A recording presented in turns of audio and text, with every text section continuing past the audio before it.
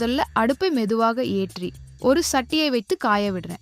சட்டி சூடாக ஆரம்பிச்சதும் அதுல கொஞ்சம் எண்ணெயும் நெய்யும் சேர்க்கிறேன். நெய் உருகி அந்த மணம் வர ஆரம்பிச்சதும் நறுக்கிய பெரிய வெங்காயத்தை போடுறேன். அது மெதுவா பொன்னிறமாக மாறும்போது அந்த காட்சி கூட ரொம்ப சந்தோஷம் தரும். வெங்காயம் சரியாக வதங்கியதும் புதினா இலைகள் சேரும்.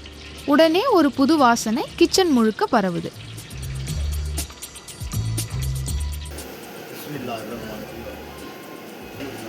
அடுத்ததாக மிளகாய் பொடி சேர்த்து கிளறும்போது அந்த மசாலா நிறமும் மணமும் ரெடியாக ஆரம்பிக்குது. பிறகு தக்காளி சேரும். அது மெதுவா சுருங்கி மசியலாக மாறும் வரை பொறுமையா வதக்குறேன். அதுக்கு பிறகு அரைத்து சின்ன வெங்காயம் சேரும். அது இந்த சோற்றுக்கு ஒரு தனி சுவை தரும் ரகசியம் மாதிரி.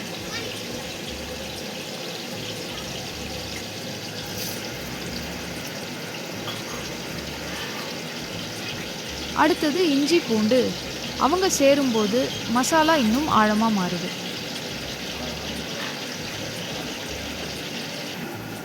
கொஞ்சம் முந்திரி மல்லித்தூள் சேர்த்து கலக்கிறேன்.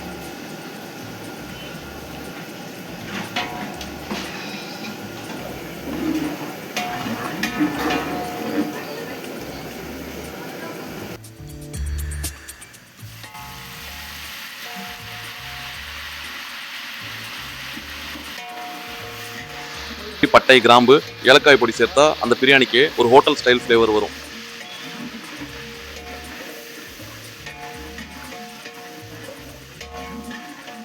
தயிர் சேர்க்கிறது ரொம்ப முக்கியம். அது இறைச்சியை மென்மையா ஆகச் செய்யும். மசாலா எல்லாம் ஒன்றாக கலந்து கொதிக்க ஆரம்பிக்கும்.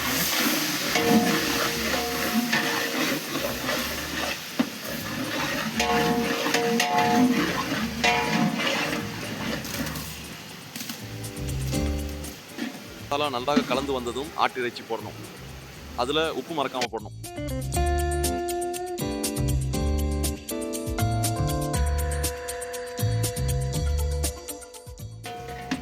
உப்பும் கொத்தமல்லியும் சேர்ந்து அந்த குழம்பு மெதுவா கெட்டியாக மாறும். சிறிது தண்ணீர் சேர்த்து கொள்ளவும்.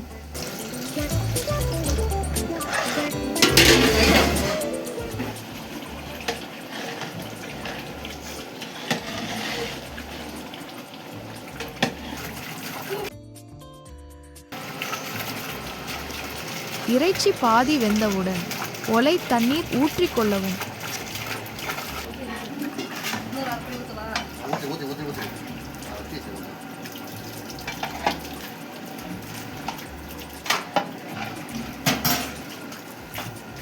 சிறிது அளவு பச்சை மிளகாய் போட்டு மூடி வைக்கிறேன். கொதிக்கும் சத்தம் கேட்கும்போது குக்கிங்க்கு ஒரு உயிர் இருப்பது மாதிரி தோணும். அந்த நேரத்தில் தான் நன்றாக ஊற வைத்த சீரக சம்பா அரிசியை சேர்க்கிறேன்.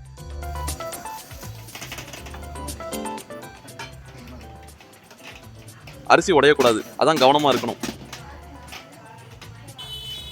அரிசி தண்ணீர் சமமா வந்ததும் மூடி வச்சு தம் போடுறது தான் கிளைமாக்ஸ்.